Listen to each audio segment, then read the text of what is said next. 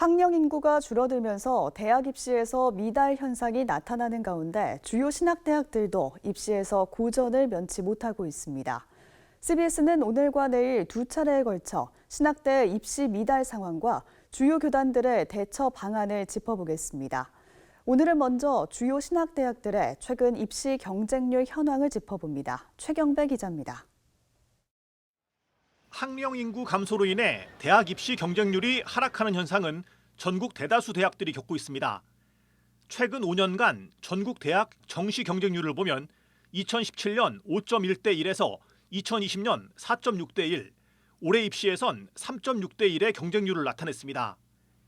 교회 사역자를 배출하는 신학대학들도 심각한 상황을 맞고 있습니다. 주요 신학대학들의 올해 입시 경쟁률을 보면 장로회 신학대학교와 총신대학교, 서울신학대학교 등 일부 대학을 제외한 대다수 대학들이 신학과 모집 정원을 채우지 못했습니다. 고신대는 0.67대 1, 감리교 신학대 0.39대 1, 한국침례신학대 0.21대 1, 협성대 0.56대 1, 모건대 0.86대 1, 아세아 연합신학대학교 0.23대 1 등이었습니다. 모집 정원을 채운 대학들도 대체로 모집 인원을 간신히 넘긴 낮은 경쟁률을 보였습니다. 문제는 이 같은 현상이 갈수록 심화될 것이란 점입니다. 출산율 감소로 학령 인구는 계속 줄어들기 때문입니다.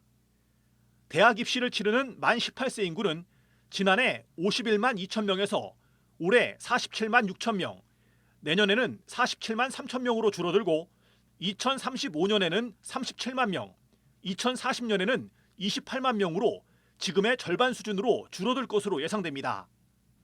학령 인구가 지속적으로 감소하는 상황은 벌써부터 입시 미달 사태를 빚고 있는 신학대학들에겐 더 큰 위기가 될 것이란 지적입니다.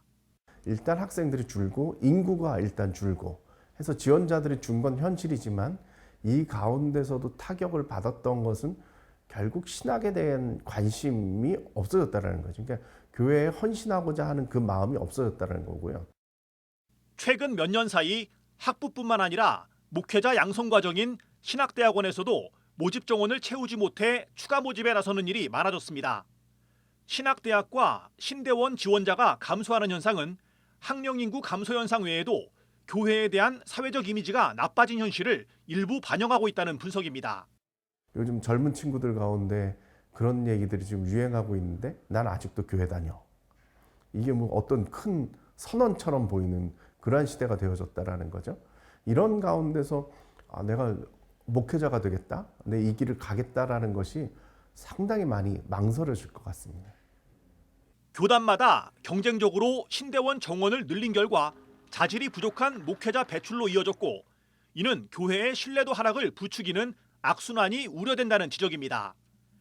학령 인구 감소 등으로 인한 신학대학의 위기는 한국 교회 미래와 직결되는 사안인 만큼 근본적인 대안 마련을 위해 이해관계를 떠나 머리를 맞대야 한다는 목소리가 커지고 있습니다.